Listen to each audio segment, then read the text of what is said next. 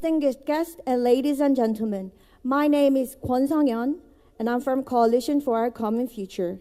It is my great pleasure to introduce Voice from the Young session. This session is designed to develop young leadership in the climate, energy, environment field, targeting to solve the intergenerational equity problem. We have 4 representatives from Coalition for Our Common Futures Climate Scouts program, 1 representative from KAIST Graduate School of Green Growth, and 1 from Student Energy Organization. Before we begin, I now would like to invite our very special guest, Park So-young, who have met our Climate Scout at Wonmyeong Elementary School to share her story. Please join me in welcoming So-young to the podium.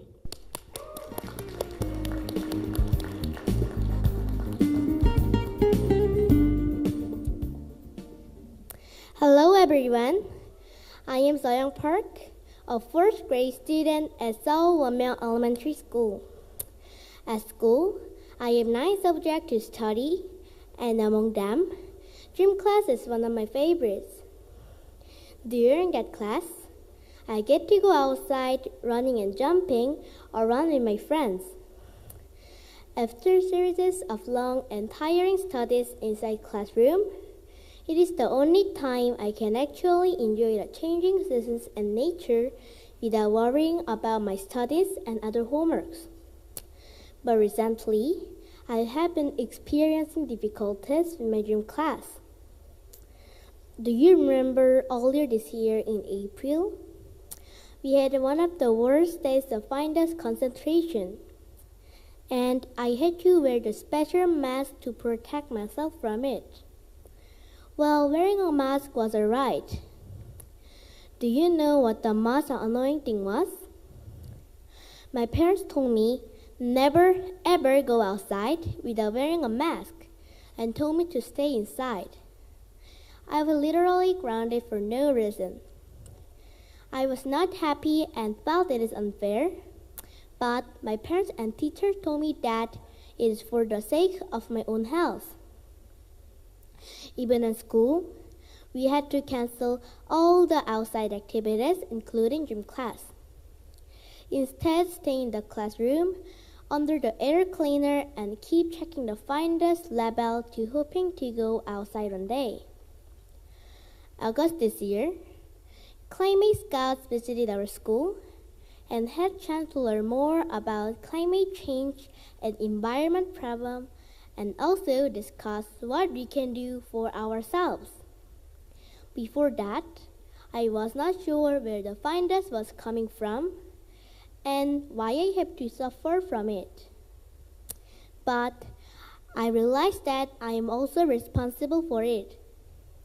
So I decided to make small but meaningful changes, such as unplugging the power cord, switching off the unnecessary lights, and walking instead of taking my parents' car.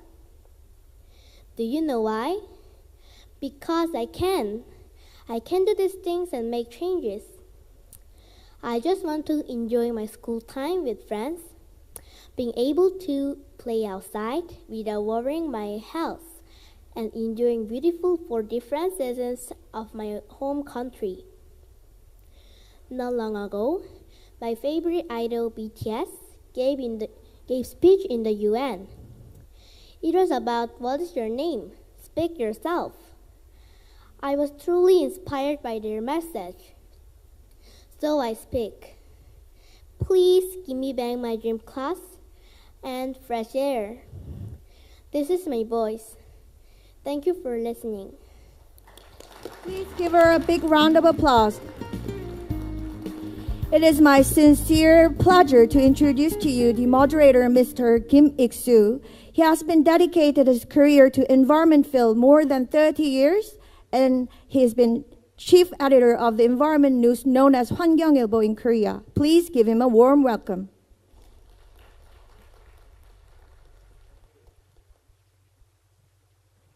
Thank you. I think So-young gave us a chance to think about the fine dust issues once again. Thank you again. Now I'd like to introduce 6 youth representatives here with me on the stage.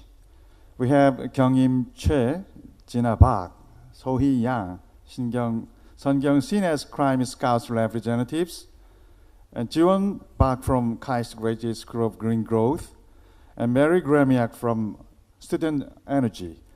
DGU's representatives are here to share their experiences and activities regarding climate change. So let's hear from them. Kyungim, would you like to start, please? Yeah, please. Hello. Okay. As opposed to the previous speaker who had a very cheerful speech, I'd like to begin mine with a more serious note. So, let me tell you all about my experience of caring about the environment coming from the perspective of an uninvolved. Yes, uninvolved, you heard that right, a noun. The uninvolved refers to someone who may not have had the first-hand experience in experiencing the devastating effects of climate change worldwide.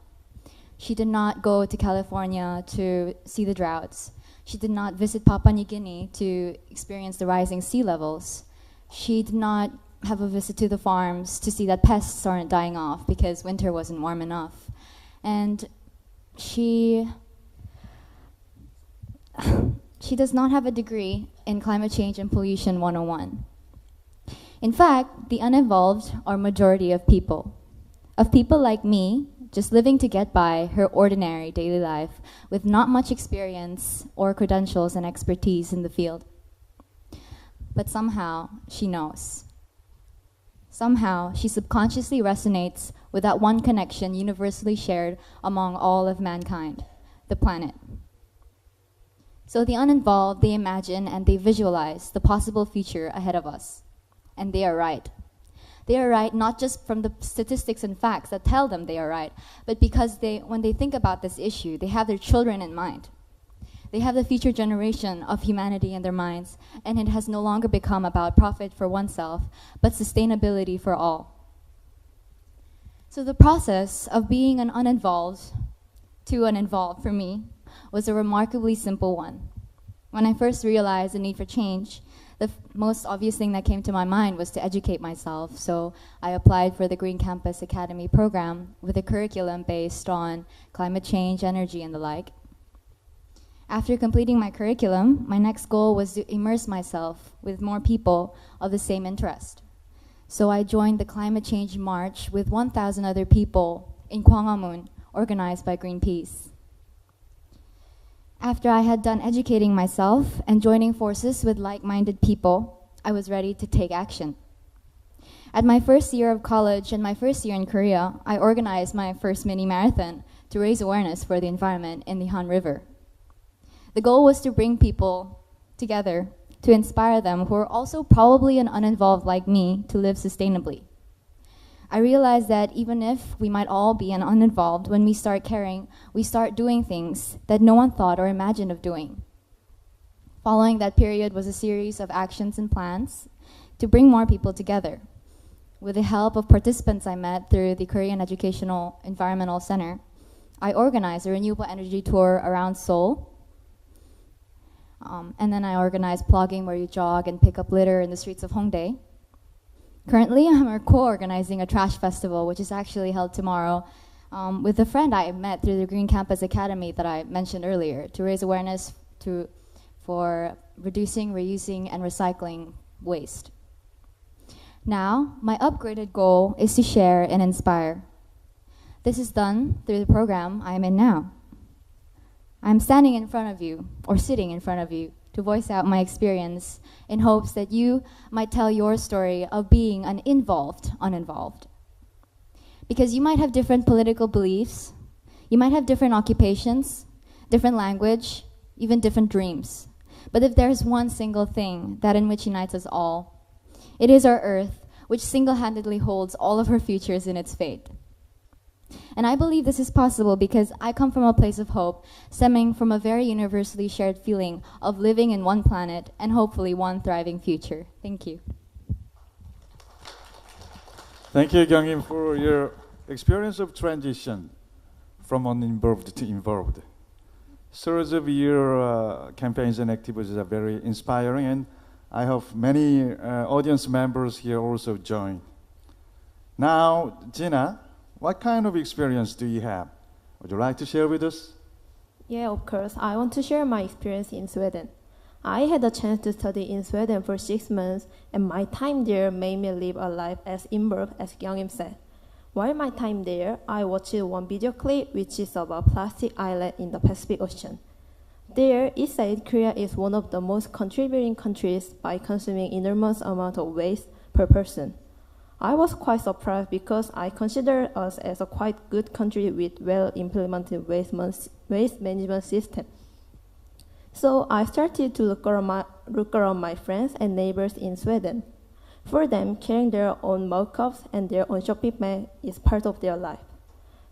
No cafes in Sweden is using plastic cups or plastic cutlery, whereas my small in Sweden was full of plastic waste, such as shopping bags, such as plastic bags from market and plastic cutlery and wet tissues. So I definitely agree that I am contributing to make the plastic island. Also, when I took my training course at the hospital as a nursing student, I realized that a lot of medical tools and applicators are disposable goods and thrown away for the sake of hygiene and sanitation issue. But many of them are not separated properly for the recycling. So I got a chance to think of waste management system and wonder how well we actually know about it. I do not have much information about where it goes and how it is treated. Moreover, I want to ask audience here as well, do you think recycling is good enough? Ultimately, we should reduce the amount of waste and consume goods and services in a sustainable way. I am going to keep pushing myself and share my stories and experiences and ultimately aims to contributing making positive impacts on waste management system in my workplace first, and then in our society as well. Moreover, by taking this opportunity, I also like to emphasize the importance of education from the earlier stage, not only within the regular education curriculum, but also education projected by the parents and others in their daily lives. Surprisingly, not many of us know the seriousness of disposable goods and waste management system. As I said before, I plan to make changes and enlighten the people around me first, such as my friends and my workplace. I believe, including myself, we are all the change makers. Please join me in making changes and demanding our policies in a more sustainable way. Thank you. Thank you, Gina. I couldn't agree more that implementing and supervising proper waste management system from hospitals are very important. I'm looking forward to the changes that you're going to make. Well, Sohee, I believe you'd like to talk about your hometown, beautiful island, please. Yeah, thank you, Mr. Kim, and good afternoon, everyone. Whenever I have a chance to talk about an environmental issue, I will always proudly share the story of my beautiful hometown, Jeju Island.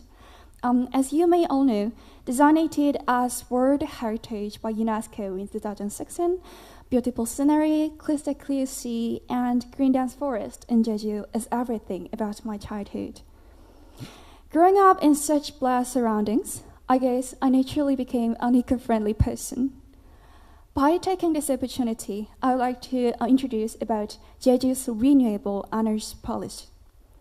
With the slogan of Carbon-Free Island 2030, Jeju has begun to implement eco-friendly policies in earnest. Including my dad and other neighbors, lots of Jeju citizens are now driving the island with electric vehicles subsidized by local government.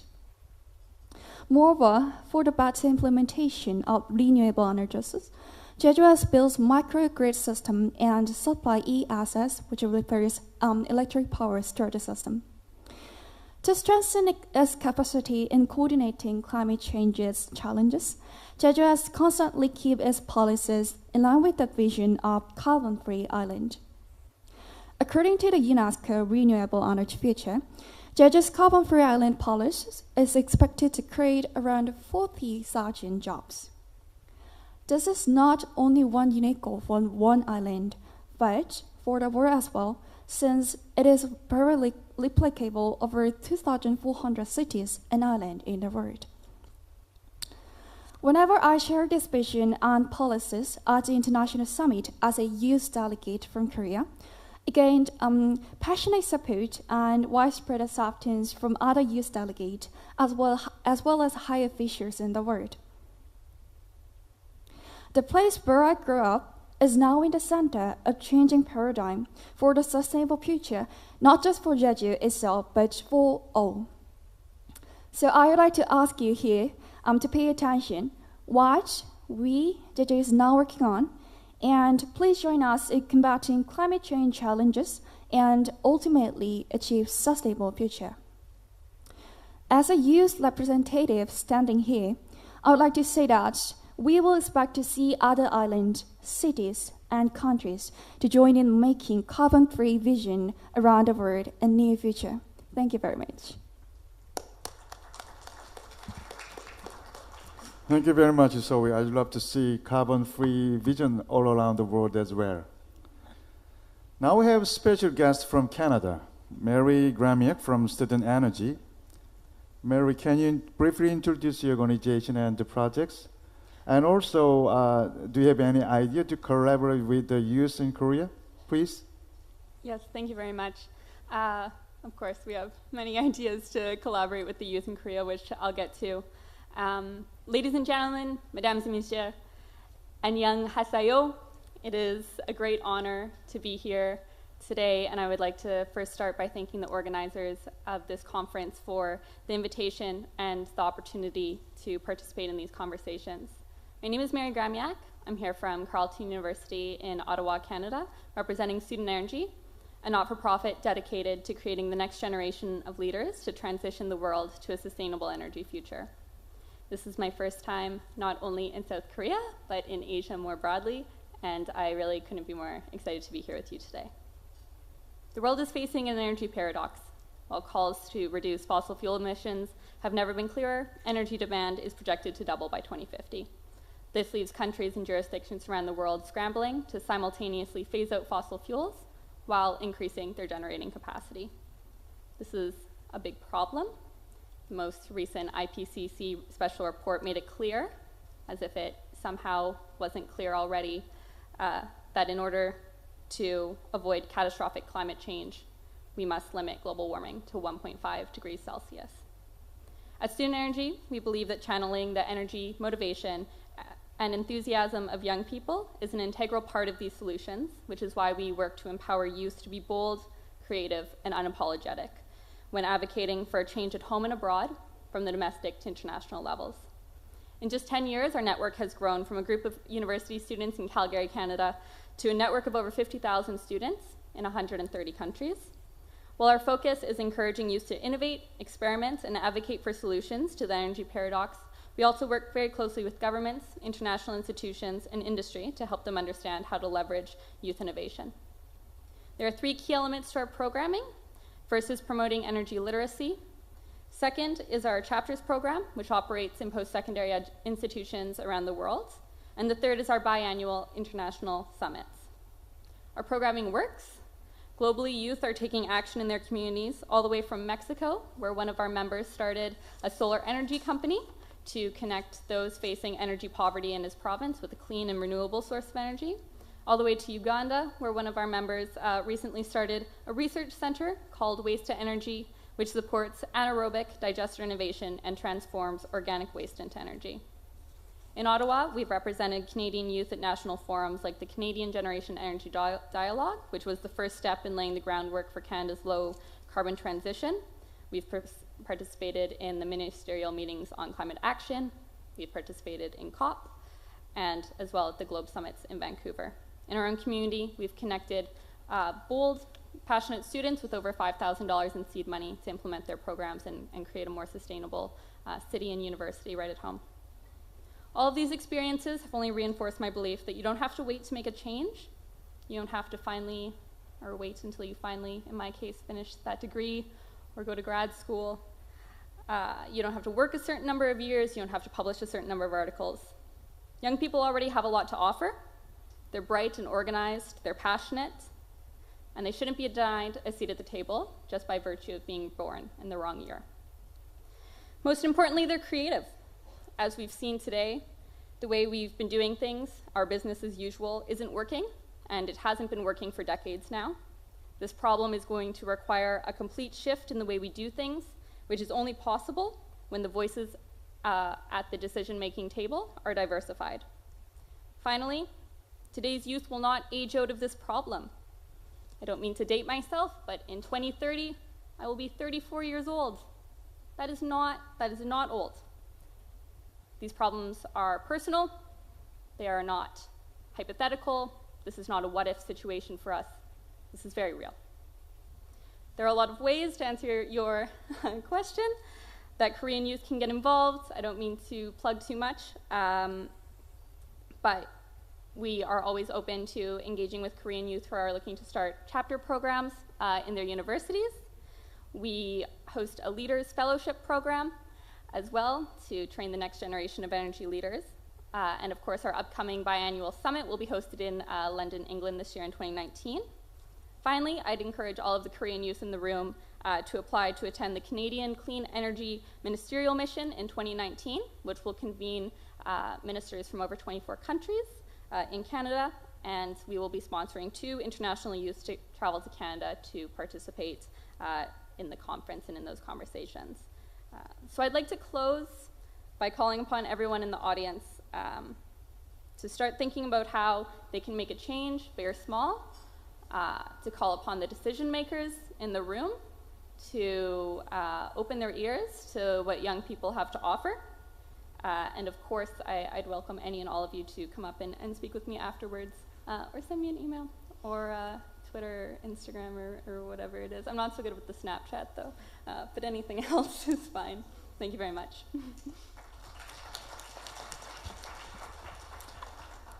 Thank you, Mary. You emphasized in your report, you emphasized channeling the energy, motivation, and enthusiasm of youth, right? Yes. Yes. It's amazing, and student energy became a big network of over 50,000 students and young people in over 130 countries. Wow. I think you may also have a good connection with many Korean young people. Okay. Your email address, please? Mary? Your email address. Sorry, pardon me. My email is very easy.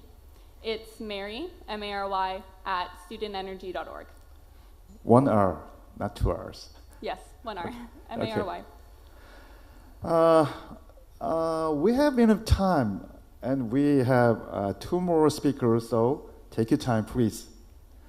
Well, Jiwon, you also have a special experience, I believe. Would you like to share with us? Okay. Good afternoon, everyone. Let me start my story with these questions. How did you survive the summer? In Korea, it was the hottest summer on record in Korea, but we might have another record-breaking summer or winter sooner than expected. And I'm a student who have dreamed of being a specialist in environmental communication field. Although environmental problems and impacts of climate changes are closely related to our daily lives, but people do not realize that easily. So by taking this opportunity, I would like to speak about this issue as a representative of the youth and a concerned citizen. And now, as I'm majoring in Green Business and Policy, GBP, at the KAIST Graduate School of Green Growth, I would like to talk about one of the projects that I have worked on. This summer, I organized an outreach program to Mongolia, hoping to see what sustainable development in developing countries, such as Mongolia, looks like. Me and my colleagues set up a couple of questions, such as what is the correlation of Mongolia's climate change and urban problems and environmental pollutions? And second, how is the air pollution and climate change issues perceived among Mongolians? And lastly, what efforts and policies are made and implemented by the government and international organizations in Mongolia.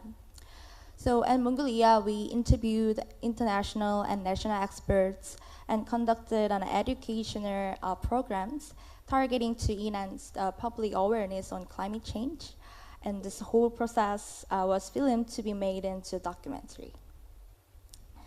From this experience, I found out that considerable differences exist among individuals over how the society should solve the environmental problem, despite the public concern regarding climate change issues and environmental problems is significant. So after I returned to Korea, I came up with this research question and that I'm going to spend probably most of my master's degree time, which is how ICT technology and its applications can positively influence the tourists to choose more sustainable tourism options. Because main actors of tourism industries are tourists themselves by making travel decisions themselves and exerting considerable market power. However, a little is known about whether the tourists are aware of how their travel might have impacts on global climate change issues, and conversely, what climate change impact issues may have on their travel. So I believe and I hope findings of my research contribute to social behavior change of the people and the society, and ultimately reducing carbon footprints that we are producing by traveling in a smart way. There are so many meetings and talks regarding climate change issues. However, I think without the actual actions from the people, it is meaningless. And I strongly believe that we need to make sure that it's tangible and urge you to be conscious of every action you make is opt for a sustainable way. Because we are our stakeholder and we are the environmental communicator. So let's talk each other and let's become environmental communicator with considerable commitments. To conclude my speech, I would like to invite all of you here to step forward. There is a motto that I have always wished for myself, which is, if not me, who? If not now, when? And now I wish that for you and to ask yourself, if not you, who? And if you not, when? Thank you.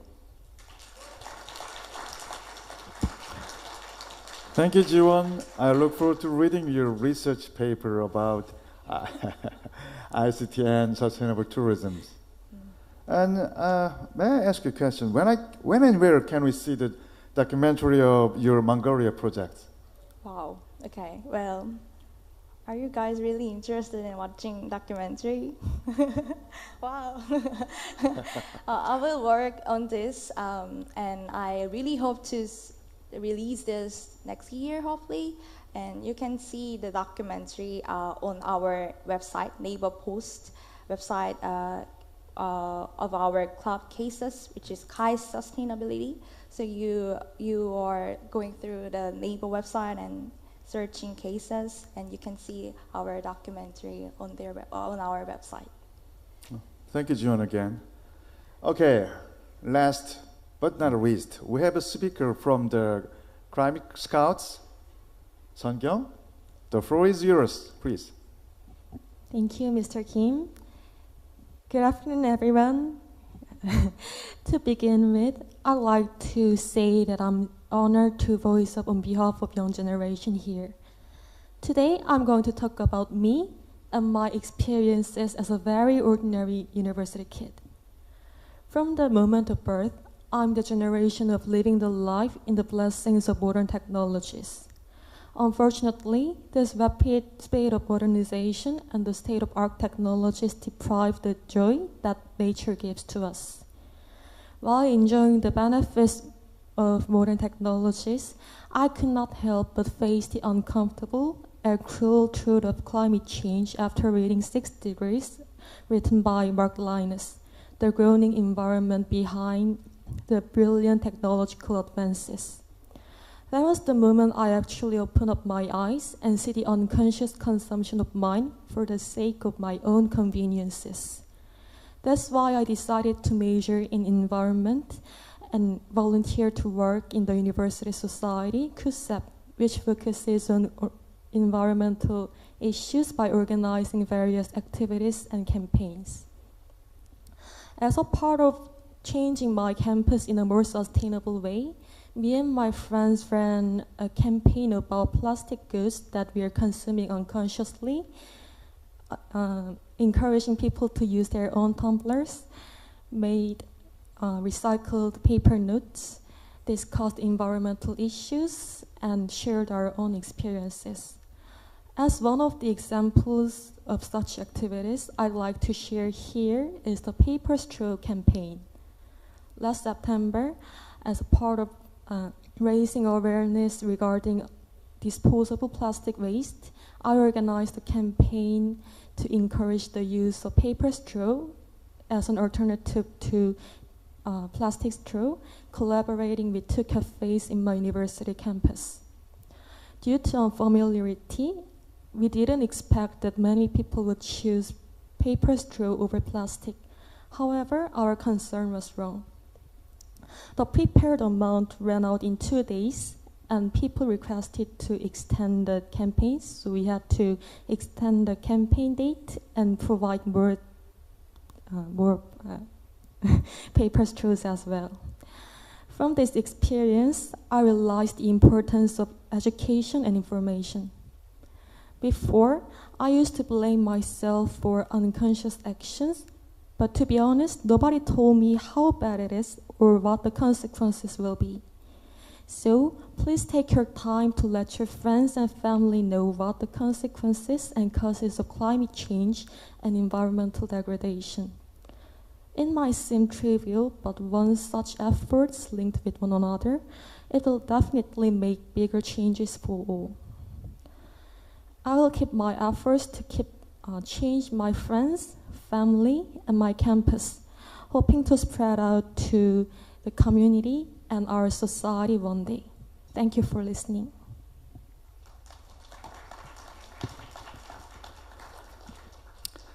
Yeah, thank you, Sung-kyung. There is no trivial action in combating climate change and protecting the environment. Every action you take means a lot and will be the seed to make our future brighter, I believe. Now I'm going to wrap up this session.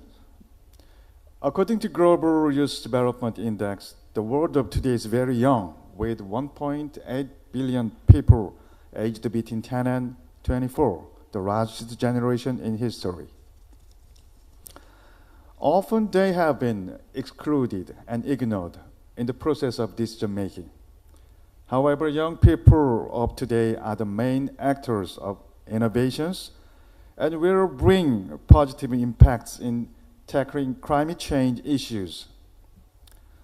Maybe you remember the one gentleman, former UN Secretary General Kofi Annan said, "You are never too young to lead, and we are never too old to run." By empowering young people and supporting them, I think we can step forward to the sustainable future. Thank you.